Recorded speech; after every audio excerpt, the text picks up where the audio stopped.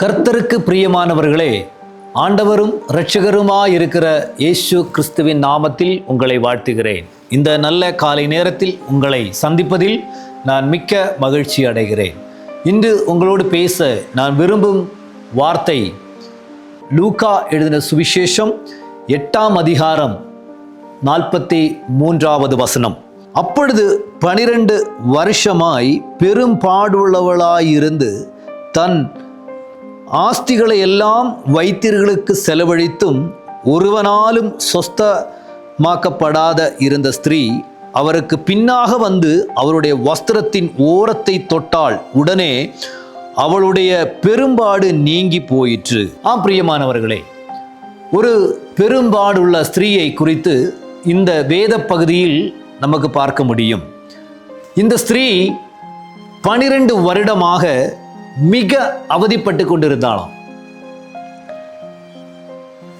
வேத பகுதியை நாம் வாசிக்கும் போது இந்த ஸ்திரீ அசுத்தமான ஸ்திரீ. அதாவது பைபிள் சொல்கிறது, ஒரு ஸ்திரீ அந்த மாத முறையின்படி அவளுக்கு வரும்பொழுது அவள் வீட்டிற்கும் அவள் மற்றொரு இடத்திற்கும் அவள் அசுத்தமாய் இருப்பாள் என்று வேதத்தை நமக்கு வாசிக்க முடிகிறது.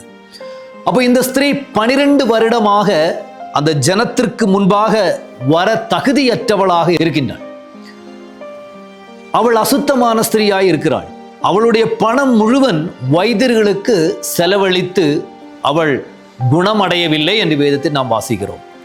அப்படி இருக்கிற அந்த ஸ்திரீ கடைசியாக அவளுக்கு எதுவும் அவள் கையில் இல்லை என்று தெரிந்தும் இயேசு கிறிஸ்து அது வழி போறார் என்று தெரிந்து அவருடைய வஸ்திரத்தின் தொங்கலையாவது நான் தொட்டு குணமடைவேன் என்று அவள் மனதுக்குள் ஒரு விசுவாசத்தில் உரைக்கிறார். அதன்படி அவர் போகிற வழியில் அவருடைய வஸ்திரத்தை தொடுகிறாள். தொட்ட உடனே இயேசு கிறிஸ்துவுக்கு தெரியும் ஒரு ஸ்திரீ அவள் குணமடைந்திருக்கிறாள் என்று ஆண்டவருக்கு தெரியும். இருந்தும் அவர் தன் சீடர்களை பார்த்துட்டு கேட்கின்றார் ஒரு கேள்வி இப்படியாக இருக்கிறது, என்னை ஆர் தொட்டது, என்னிலிருந்து வல்லமை புறப்பட்டது என்று சொல்கிறார். எதற்காக இந்த கேள்வி கேட்டிருப்பார் என்று உங்களுக்கு தெரியுமா? இந்த ஸ்திரீ 12 வருடமாக அசுத்தமான ஸ்திரீ.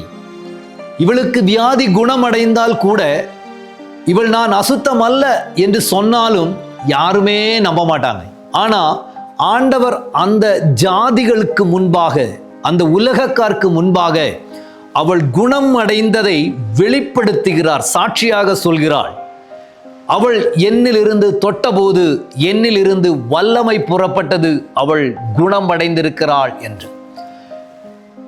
இந்த வார்த்தையில் நான் உங்களோடு சொல்ல விரும்புகிறது, ஆண்டவர் எதற்காக அந்த இடத்தில் நின்று அப்படி கேட்டார் என்றால், கடந்த நாட்களில் நீ அசுத்தமானவள், நீ தேசத்தில் இறங்கி நடக்க கூடாதவள், சமூகத்தில் நீ ஒதுக்கப்பட்டவள் என்று சொல்லப்பட்ட அந்த உலகக்கார், அந்த தேசக்காருக்கு முன்பாக என் ஆண்டவர் சொல்கிறார், இனி அவள் ஒதுக்கப்பட்டவள் அல்ல, இனி அவள் மற்றவர்களுக்கு முன்பாக அசுத்தமானவள் அல்ல என்று கர்த்தர் திட்டமாக சொல்கிறார். இன்று என்னை கேட்டுக்கொண்டிருக்கிற நீங்கள் ஒருவேளை ஏதாவது சூழ்நிலையிலே மனுஷர்களுக்கு முன்பு நீங்கள் ஒதுக்கப்பட்டிருக்கலாம்.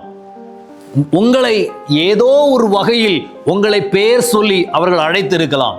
ஏதாவது ஒரு வேளையில உங்களை அவர்கள் அவமானப்படுத்தி உங்களை மாற்றி வைத்திருக்கலாம். என் ஆண்டவருடைய சமூகத்தில் நீங்கள் வரும் பொழுது என் ஆண்டவர் உங்களை முதலாக உங்களுக்கு செய்யக்கூடிய விஷயம் என்ன தெரியுமா? யார் உங்களை ஒதுக்குனாங்க, யார் உங்களை வெறுத்தாங்க, யார் உங்களை அவமதித்தார்களோ அவர்கள் முன்பாக இன்று நீ அவமதிக்கப்படக்கூடியவள் அல்ல, நீயும் சாதாரணமான ஒரு சுத்தமான ஒரு ஸ்திரீ என்பதை கர்த்தர் முதலாக அந்த ஸ்திரீக்கு வெளிப்படுத்தினதை போல உங்களுடைய வாழ்க்கையிலும் ஆண்டவர் அந்த ஜாதிகளுக்கு முன்பாக உங்களை வெளிப்படுத்துவார். இதை நீங்கள் விசுவசிக்கிறீர்களா? உங்களை ஒதுக்கப்பட்ட நபர்களுக்கு முன்பாக உங்களை கர்த்தர் எடுத்து நிறுத்துவார் என்பதை நான் உறுதியாக சொல்கிறேன். நான் உங்களுக்காக ஜெபிக்க போகிறேன். என்னோடு சேர்ந்து நீங்களும் ஜெபியுங்கள். என்ன நல்ல ஆண்டவரே, இந்த நல்ல நேரத்திற்காக, இந்த நல்ல காலை நேரத்திற்காக நான் ஜெபிக்கிறேன் ஏசப்பா. உமது பிள்ளைகளை நான் ஆசீர்வதிக்கிறேன். சில இடங்களில் ஒதுக்கப்பட்டு தனிமையாக்கப்பட்டு நீ எதுக்கே உதவ மாட்டே என்று சொல்லி ஒதுக்கி வைத்த இடத்தில் என் தேவன் இவன் எல்லாவற்றிற்கும் உரியவன், எல்லாவற்றிற்கும் உரியவள் என்று சொல்லி ஆமென் ஜாதிகளுக்கு முன்பாக நீர் எடுத்து நிறுத்தி அவர் பேரை நீர் பெருமைப்படுத்துவதற்காக நன்றி செலுத்துகிறேன். நீர் அப்படியே செய்வதற்காக ஸ்தோத்திரம். இயேசுவின் நாமத்தில் எங்கள் பிதாவே, ஆமென், ஆமென். கர்த்தர் உங்களை ஆசீர்வதிப்பாராக. God bless you.